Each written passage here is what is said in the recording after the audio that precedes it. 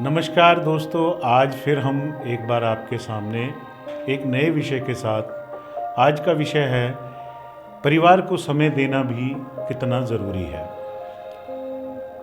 क्योंकि हम भारतवासी हैं, भारत में रहते हैं, तो परिवार हमारे लिए बहुत ही महत्वपूर्ण होता है और परिवार के लिए ही हम जिंदगी की जद्दोजहद में लगे रहते हैं। लेकिन आज के दौर में क्योंकि ज़माना बहुत तेज़ी से चल रहा है, तो कहीं ना कहीं हम अपने परिवार से दूर होते जा रहे हैं।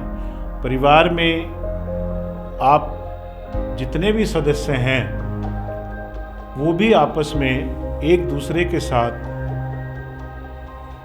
आत्मिक तौर पर नहीं जुड़ पाते। उसका सवाल यही होता है कि समय का अभाव है, हर व्यक्ति अपने अपने काम में लगा हुआ है।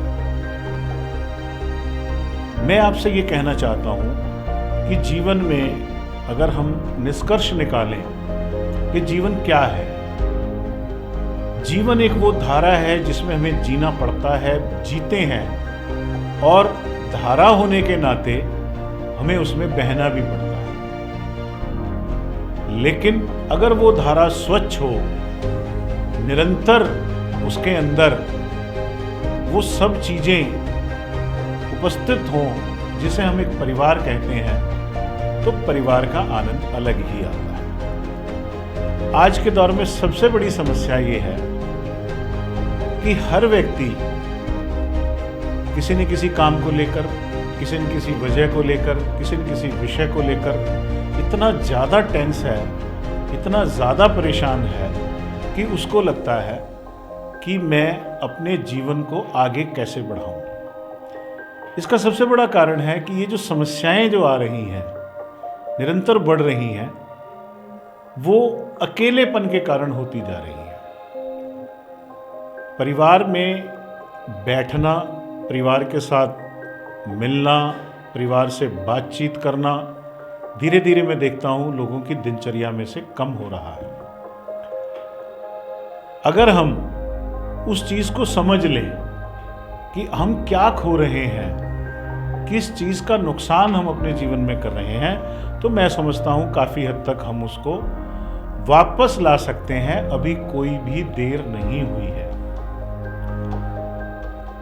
हम भारतवासी हैं, भारत में संस्कारों का अपना एक महत्व है। पूरी दुनिया में इस बात को जाना जाता है कि मान, सम्मान, आदर, व्यवहार और संस्कार, ये केवल एक भारत देश ही ऐसा है जिसमें इन सब चीज़ों का आपसी समन्वय बहुत महत्व रखता है। एग्जाम्पल के तौर पर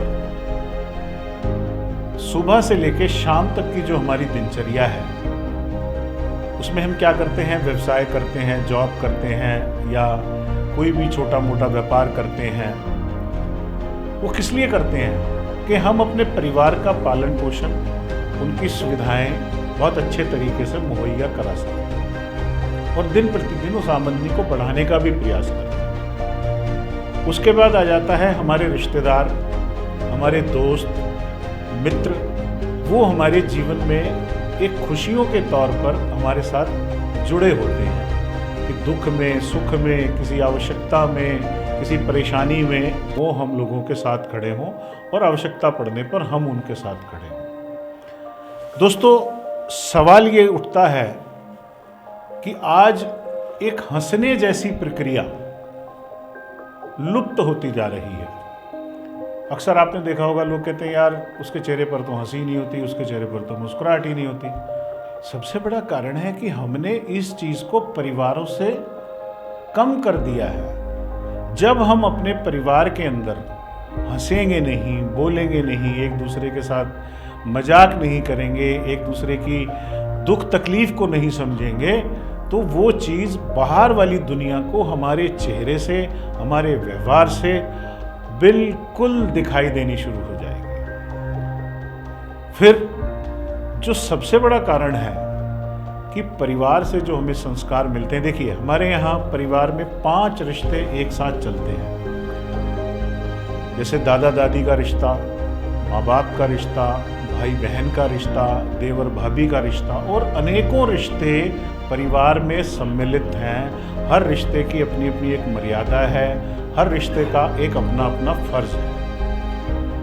जब हम, मेरा कहने का मुख्य उद्देश्य ये है कि हम प्रतिदिन की दिनचर्या को इस प्रकार बनाएं कि अपने जीवन का समय, जो पर्याप्त समय है, वो हम अपने परिवार को दें, अपने बच्चों को दें, अपने संबंधियों को दें। तो फिर हमें सबसे बड़ा लाभ ये होगा कि हमारी जो एक प्रतिदिन की समस्या है वो कम होनी शुरू हो जाएगी, क्योंकि हम सहारे को बाहर ढूंढने के बजाय अगर अपने परिवार में ढूंढेंगे या परिवार से उसकी शेयर करेंगे तो हमें सुरक्षित जवाब मिलेगा। जब सुरक्षित जवाब मिलेगा, उसका निवारण मिलेगा, उसका सॉल्यूशन मिलेगा, तो हमारे अंदर एक ऊर्जा का उपार्जन होगा, एक शक्ति पैदा होगी। हमें ये बताया गया, समझाया गया कि संस्कार क्या चीज़ होते हैं। बच्चों के अंदर, चाहे वो धर्म को लेके हो, चाहे आदर को लेके हो, सम्मान को लेके हो, वो सभी चीज़ें हमें हमारे बड़ों से मिलती हैं। इसलिए परिवार में साथ बैठना, साथ भोजन करना, साथ में खेलना, साथ में बात करना, एक दूसरे के रिश्ते की मर्यादा को रखते हुए आपस में विचारों का आदान प्रदान करना, उनके बारे में सलाह मशवरा करना, ये हमें परिवार से मिलता है। अच्छे बुरे का ज्ञान, लाभ हानि का ज्ञान, ये सब हमें परिवार ही दे सकता है। ये हम बाहर की दुनिया में अगर ढूंढने की बात करेंगे तो हमें नहीं मिल सकती। क्यों नहीं मिल सकती? कि जो परिवार है, जो एक संगठित परिवार है, चाहे वो छोटा हो चाहे बड़ा हो, इससे इतना ज़्यादा बड़ा विषय नहीं है, क्योंकि आजकल बड़े परिवारों का धीरे धीरे प्रचलन कम हो रहा है। और परिवार छोटे होने के बावजूद भी हम आपस में अगर एक दूसरे को शेयर नहीं कर सकते तो परिवार में एक अलग तरह की परेशानियां पैदा हो जाती हैं। अब मैं आपको उदाहरण के तौर पर बताता हूं कि जो तीज त्योहार हमारे यहाँ मनाए जाते हैं, फेस्टिवल्स मनाए जाते हैं, उस पर हमें किस तरीके से उनको मनाना है, कि क्या उसकी प्रणाली है, क्या उसकी संस्कृति है, वो धीरे धीरे परिवारों में से कम हो रही है, जबकि जीवन में वो सबसे ज़्यादा ज़रूरी है। भाषा का इतना ज़्यादा अजीब सा वातावरण हो गया है कि हम किस प्रांत से हैं, किस भाषा से संबंधित हैं, कौन सी भाषा हम बोलते हैं, क्योंकि भाषा एक ऐसा संस्कार है हमारे जीवन का जो हमें अपने परिवार से जोड़ता है, संस्कारों से जोड़ता है और हमारी रोज़मर्रा की ज़िंदगी को पास लाने में बहुत सहायता करता है। आपने देखा होगा अधिकांश लोग सुबह से शाम तक अपनी जो मातृभाषा है उसका प्रयोग नहीं करते, दूसरी भाषा को हम प्रेफरेंस ज़्यादा देते हैं। ऐसा नहीं है कि हमें दूसरी भाषा नहीं बोलनी, या ऐसा भी नहीं है कि भाई दूसरी भाषा का ज्ञान हमें नहीं लेना। भाई जीवन में आगे बढ़ना है तो जो एक सामाजिक सिस्टम चल रहा है, एक जो वातावरण चल रहा है, उसको भी हमें उसके साथ चलना ज़रूरी है। लेकिन परिवार का एक माहौल अलग होना चाहिए, एक दूसरे के प्रति मान सम्मान होना चाहिए, एक दूसरे के प्रति विचारों का आदान प्रदान होना चाहिए। एग्जाम्पल के तौर पर मैं आपको बता दूं, जैसे अक्सर आजकल माँ बाप की एक समस्या होती है कि भी बच्चे सुनते नहीं हैं, बच्चे मानते नहीं हैं। उसमें एक मोबाइल कॉल का भी बहुत बड़ा योगदान है कि भाई वो एक ऐसी चीज़ हमें मिली, लेकिन हम उसको अवॉइड नहीं कर सकते क्योंकि वो हमारी ज़िंदगी का एक अहम हिस्सा बन चुका है। लेकिन उसके प्रयोग को करने का जो एक तरीका है उसको हमें खुद भी समझना होगा, बच्चों को भी समझाना होगा, आने वाली पीढ़ियों को भी समझाना होगा।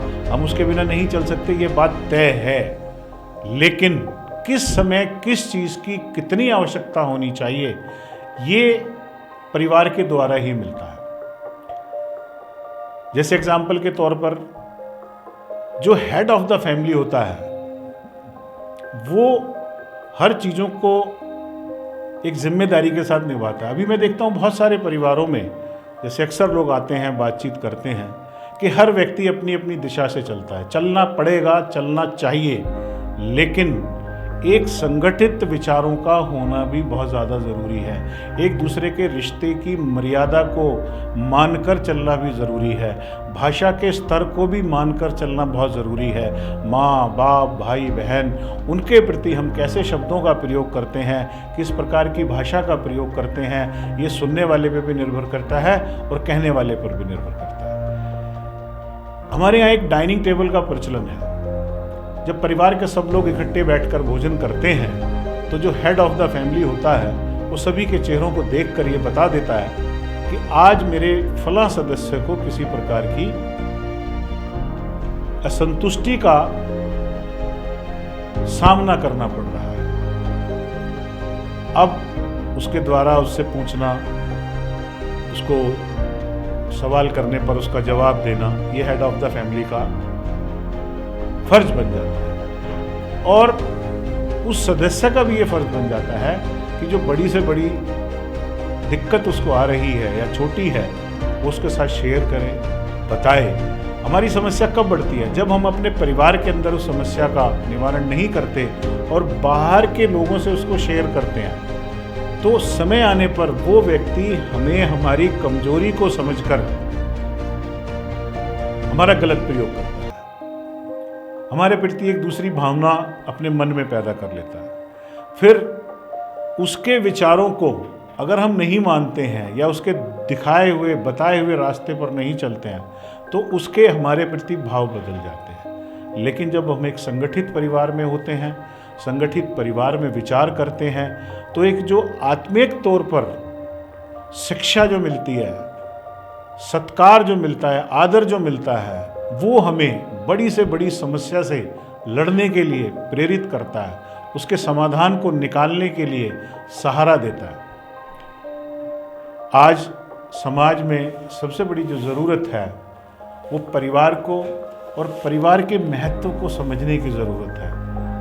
मैं इतना ही कहना चाहता हूँ कि जब भी अक्सर जो लोग काउंसलिंग के लिए आते हैं, परिवार के मुद्दे को लेकर आते हैं, एक ही समस्या होती है जो सबसे बड़ी समस्या आज की डेट में हो गया कि परिवार के सदस्य एक दूसरे की बात को सुनते नहीं हैं, मानते नहीं हैं।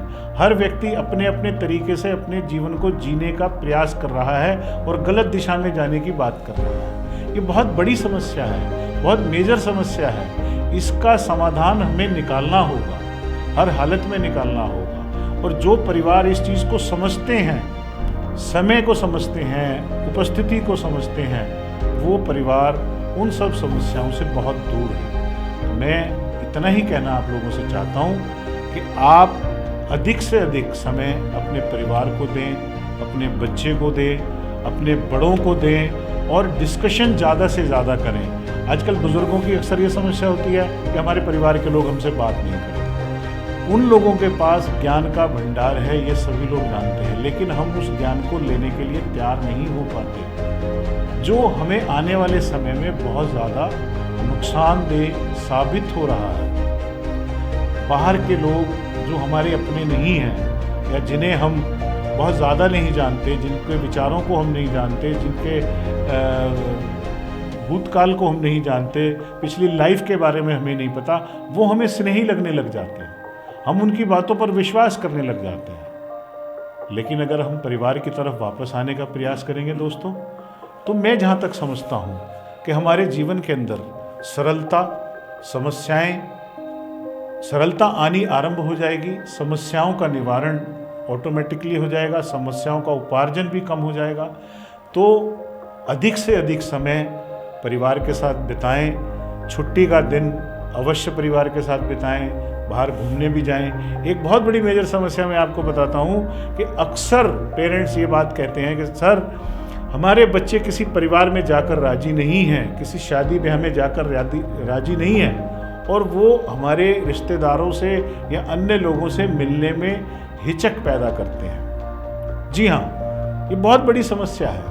आज के दौर में ये समस्या बहुत गहन रूप ले चुकी है। इसका सबसे बड़ा कारण क्या है कि हम स्वयं यदि उनको समय अधिक देंगे, उनके साथ ज़्यादा बैठकर बातें शेयर करेंगे, परिवार के सभी सदस्य एक दूसरे की फीलिंग्स को समझेंगे, तो मैं समझता हूँ ये चीज़ें अपने आप पैदा होनी शुरू हो जाएंगी।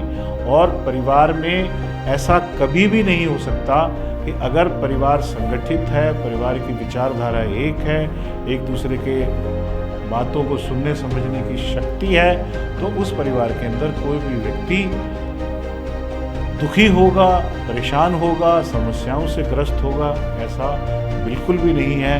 पैसा कमाना बहुत ज़रूरी है जीवन में, पैसे के बिना काम नहीं चल सकता, लेकिन परिवार भी ज़रूरी है, जिसके लिए हम रात दिन मेहनत करते हैं, पैसा कमाते हैं, व्यापार करते हैं, समय देते हैं।